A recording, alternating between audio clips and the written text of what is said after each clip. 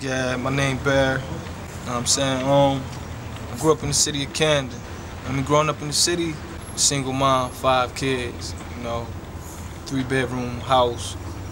It's 4 boys in 1 room. The way I view life is just crazy, Want to have fun, so it turned to the drinking and the smoking and the partying, the women, everything, And I knew it was more to life than just that. My name is Champ.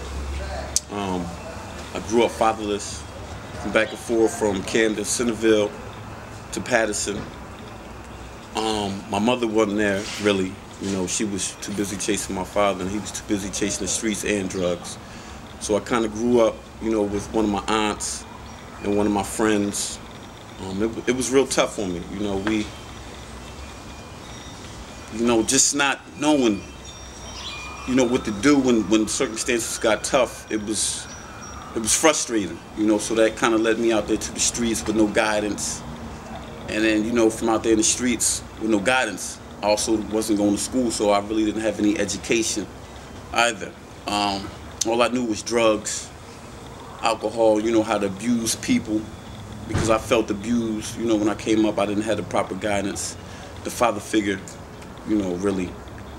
My mother did the best that she could. She worked 2 jobs, so, therefore no one really was in the home with me and my older sisters. My name is Bruce Farmer.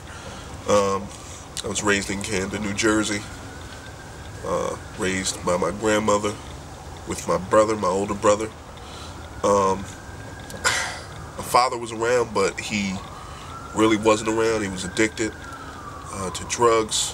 My mother, she was addicted also. I didn't really ever know my mother. She had given me and my brother up when we were I was 18 months old, and my brother was 2 months old. Anyway, it was hard, growing up in Camden, growing up in a home with no father figure and no example of what a man is. My grandma did the best she could with what she knew, but eventually the streets got the better part of me. I was in and out of juvenile jails, rehabs, group homes, you name it, I probably was there.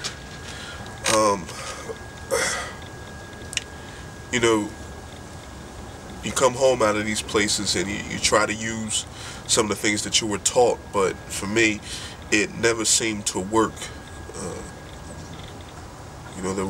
There isn't too many, positive people, or there weren't too many positive people around in my neighborhoods, and it always seemed like I was outnumbered.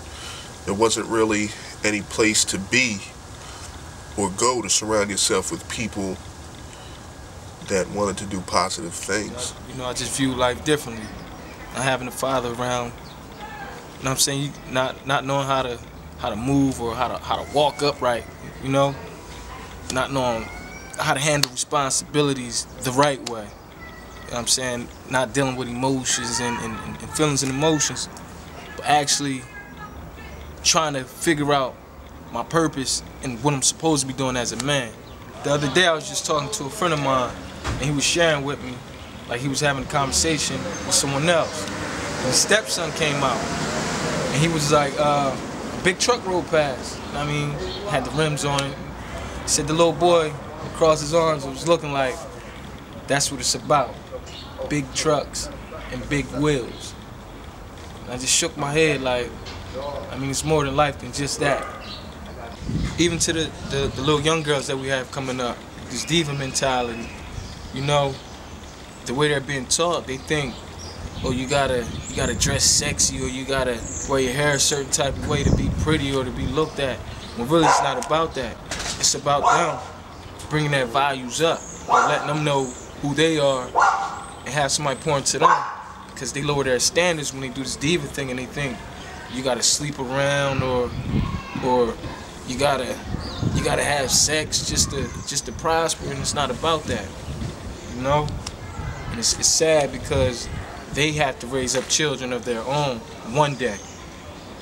And that's not the mentality you want your daughter to have growing up in the city. You want her to know who she is and what she should do. But if nobody's teaching them this, or if they don't have nobody pouring into them, how would they know? It's just like the blind leading the blind.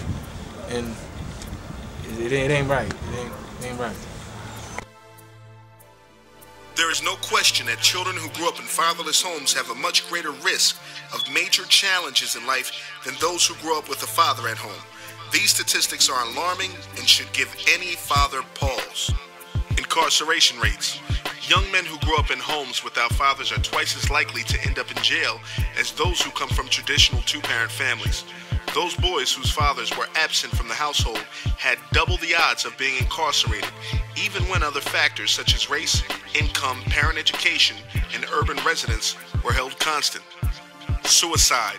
63% of youth suicides are from fatherless homes. Behavioral disorders. 85% of children that exhibit behavioral disorders come from fatherless homes. High school dropouts. 71% of all high school dropouts come from fatherless homes. Juvenile detention rates. 70% of juvenile in-state operated institutions come from fatherless homes. Delinquency. Only 13% of juvenile delinquents come from families in which the biological mother and father are married to each other. By contract, 33% have parents who are either divorced or separated, and 44% have parents who are never married. And finally, criminal activity. The likelihood that a young male will engage in criminal activity doubles if he is raised without a father and triples if he lives in a neighborhood with a high concentration of single-parent families. The solution: Restoration CDC. Life coach, Andre T. Sauls.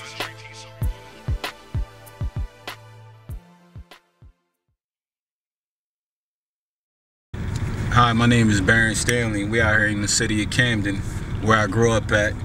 You know, growing up in here, it was kind of hard making decisions, which caused me to end up being in the system and doing things that wasn't right, legally or morally. One thing life coaching taught me, like when I had problems with money, I would always turn to the streets. But now I know not to turn to the streets because I'm planning my future, so I don't need the streets anymore. I'm worth more than the streets. You know, when you get caught up in the streets, you get caught up in negative activity, possibly death or even jail. So I know my self-worth now, and I'm worth more than what these streets can ever offer me. I used to be a part of the problem, but now I'm a part of the solution. And you know, I feel as though guys like me can be more effective because we've been through what these people are going through. So like we can understand why they go through the things they go through. And with life coaching, we can help them to get out of the situation that they're in and help them make better decisions and plan for their future, because all their dreams are reachable. About every summer, maybe sometimes every winter, but when I used to go up there, like he was never there. And I stayed with my grandmother. And you know, even up there, like I was fatherless. So I ran the streets up there, and that's why I thought it was okay for, you know, for me to hustle and to sell drugs and things like that and terrorize the streets and be a problem within the streets, because I was letting off my frustration and anger. No one ever, you know, had told me the proper way to come up, or no one was, you know, gave me the proper information on how to change my circumstances at the time. And when I used to leave from, you know, up there and come back down here, you know, it was the same, if not worse, because, you know, my mother was working, like I said. And it was just rough. It was just hard. And it's just something that I didn't want to deal with, and I kind of still don't want to deal with to this day, because I don't have a relationship with my mother nor my father. And to some degree, you know, with my sisters either. But I feel like I've been rebuilt. And through Mr. Sauls and Restoration, he has equipped me with, you know, proper principles. And he dealt with the heartfelt issues. You know, he really was concerned about who I am and the things that I've been through. And he took the time, and he just loved on me. And it, you know, it cracked me, it broke me to the man that I am now. All right, been in Restoration, I met Mr. Andre Sauls. And the program's actually something positive, and it pours into you. Been in Restoration, it helped me build my character, you know, my values and my beliefs. just went through the roof. Like, I think outside the box now. I don't think about Camden or when it comes to the aspect of a job.